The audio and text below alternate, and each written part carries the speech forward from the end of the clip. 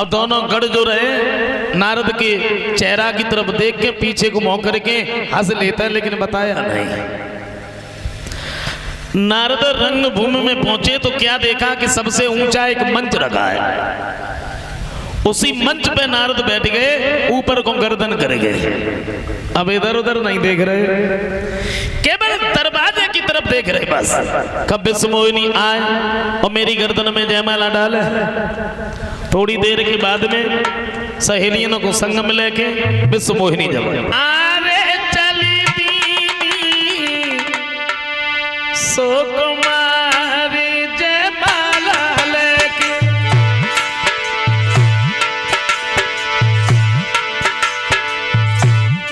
चली दीनी सो कुमारी जयमाला लेके।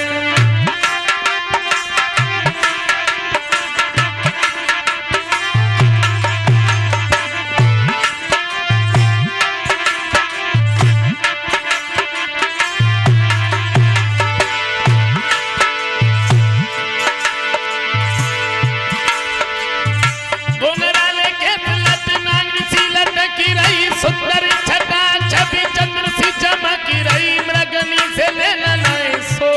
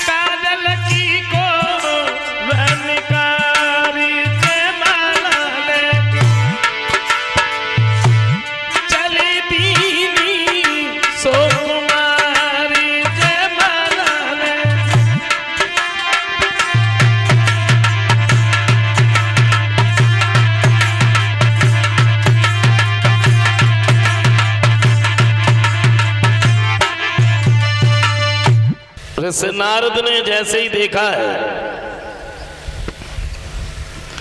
विश्वमोहिनी को देखा, नारद उठ के खड़े हो गए।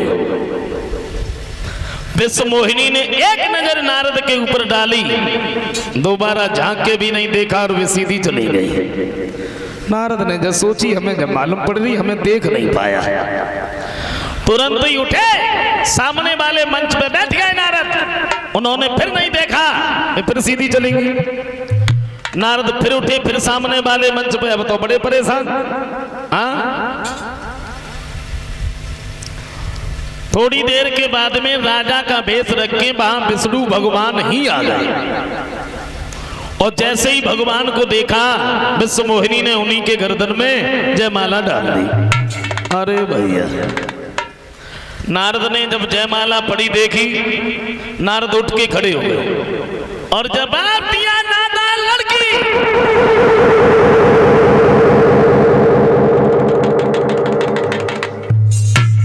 देख लिया तुम लोगों ने?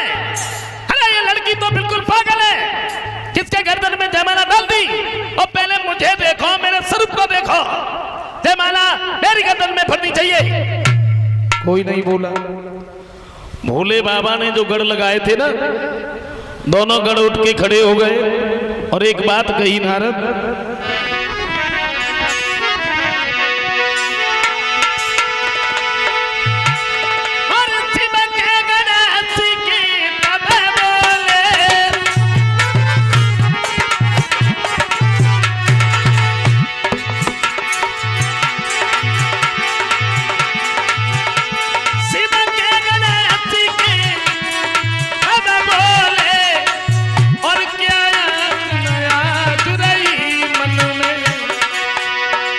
अरे कहीं जाकर अपने मुख को तो और मुनिराज देखिए दर्पण में।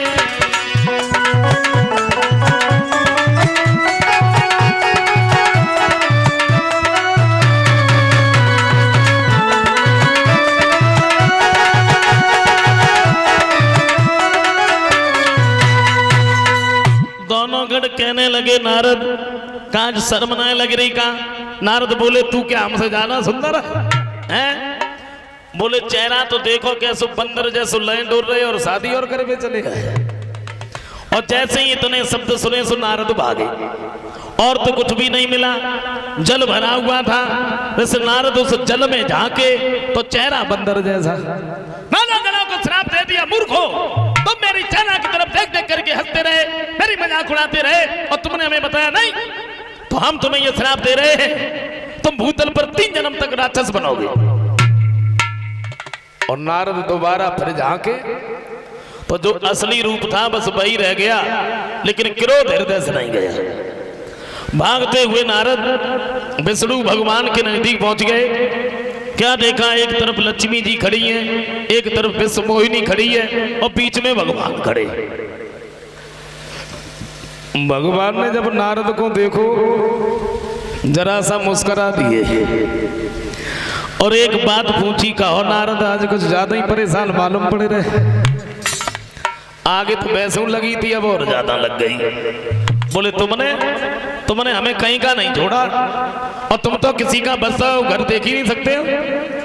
अरे बसने की बात छोड़ा, तुमने तो मेरा घर बसने नहीं दिया, उससे पहले उजाड़ दिया। पता नहीं तुमने किस किस को छला, आज हमें भी छल लिया, लेकिन आज तुम मेरे हाथों से नहीं बचोगे।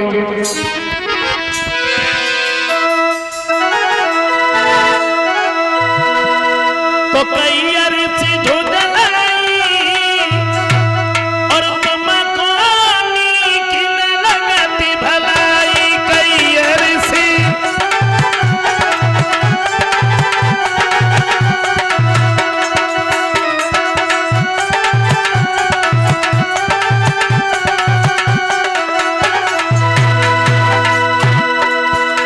ऋषि नारद कहते हैं तुमने पता नहीं किस किस को झला। अरे जब समुद्र मंथन हुआ जिसमें से अमृत निकला वो तुमने देवताओं को पिला दिया, शराब निकली वो तुमने राक्षसों को पिला दी, जहर निकला भोले बाबा को बुला लिया, कौस्तभ मरे और लक्ष्मी जी निकली, किसी को नहीं पूछा, अपने पास रख लिया है? लेकिन आज मेरे हाथों से नहीं बचोगे। बोले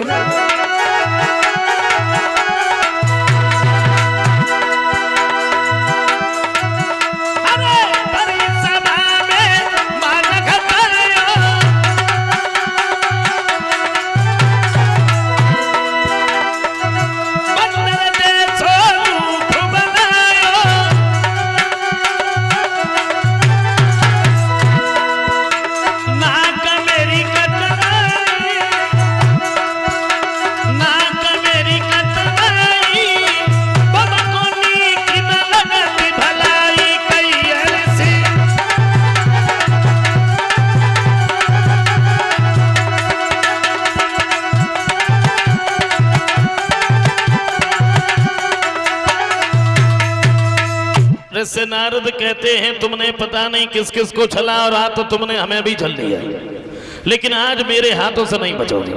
तुमने मेरी बंदर की सूरत दी तो बंदर ही तुम्हारी सहायता करेगा। राजा बन करके तुमने हमें छला, भूतल पर तुम्हें राजा ही बनना पड़ेगा। और इसी विश्व मोहिनी के पीछे तुम बन बन में इधर उधर भटकोगे। और जब श्राप दिया उसके बाद जब हरे माया दूर निबारी तो नाय रमा नहीं राजकुमारी।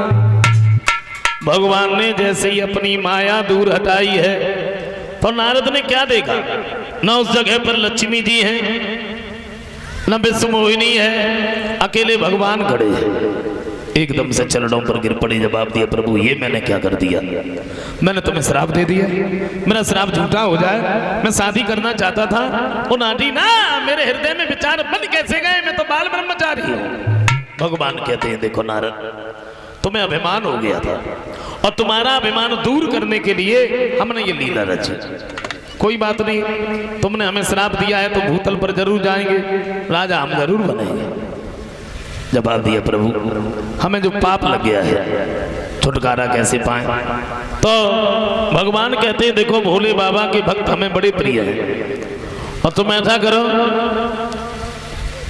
उन्हीं के नाम की माला जपो।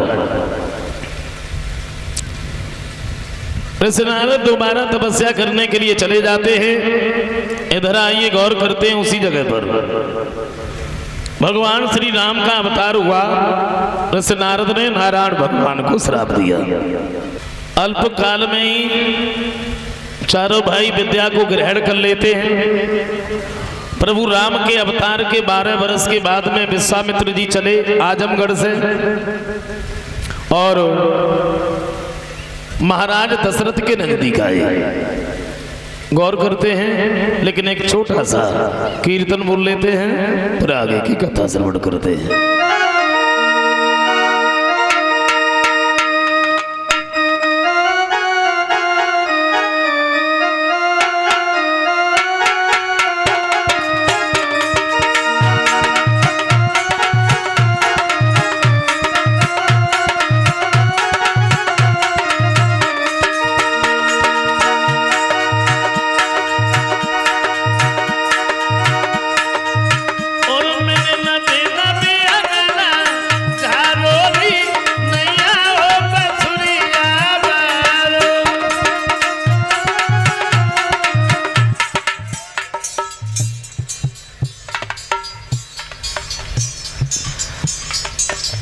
बोलो, कीर्तन बोलना बड़ा जरूरी होता है। हाँ हाँ बोल लीजिए।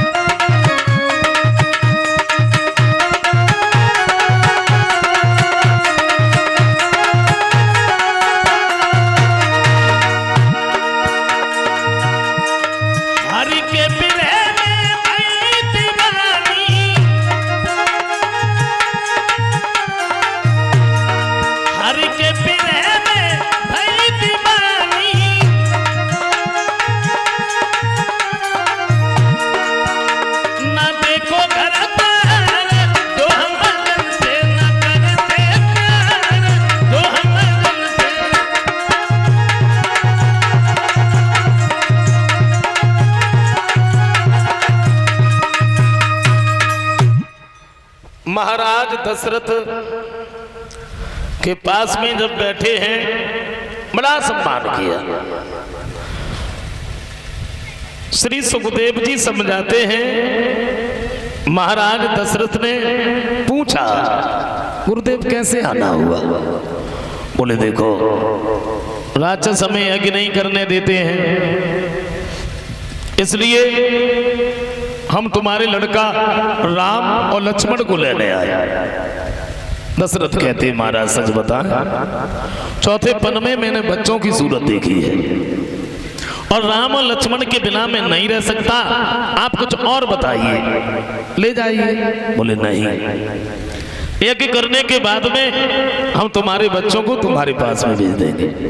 सवेरा जब हुआ है तो प्रभु राम शेषावतारी लक्ष्मण गुरु विश्वामित्र जी के साथ वहां से आगे बढ़ गए। जंगल में पहुंचे हैं तो प्रभु राम ने सामने देखा, खड़े हो गए। क्यों? बड़ी विशाल रूपी एक स्त्री आ रही है। उसे देख करके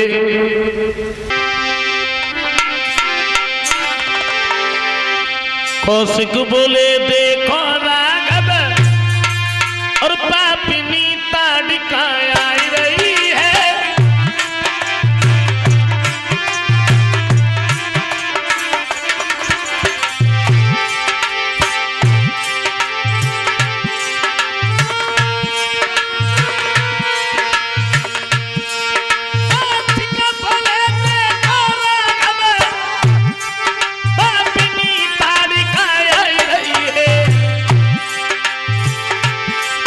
इसके मारे मुनि वृंदों की निसकारण गानी जाई रही है।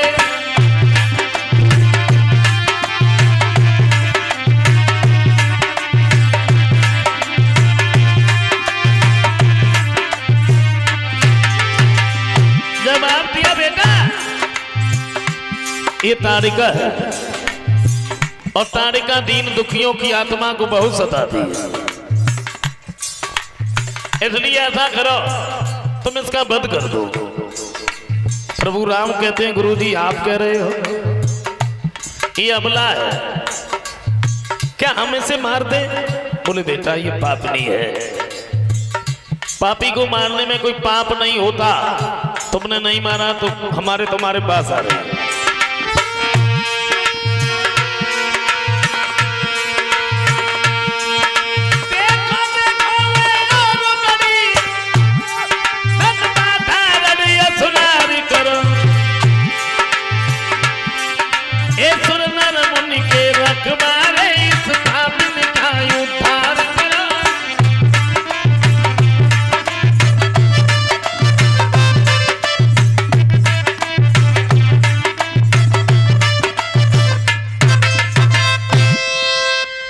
जिंदगी में सबसे पहली बार प्रभु राम ने उस ताड़िका का वध किया है।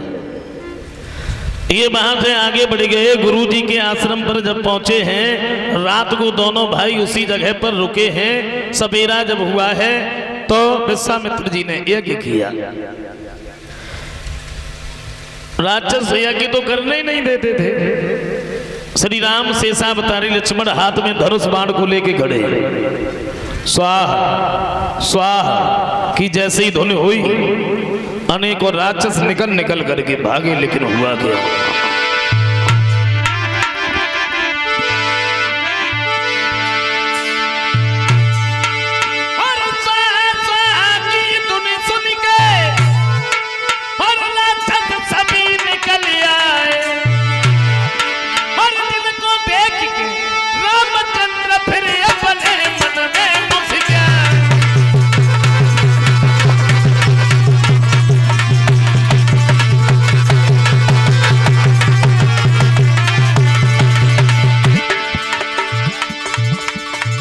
श्री राम शेषावतारी लक्ष्मण जहां खड़े, अनेकों राक्षस निकल निकल करके भागे।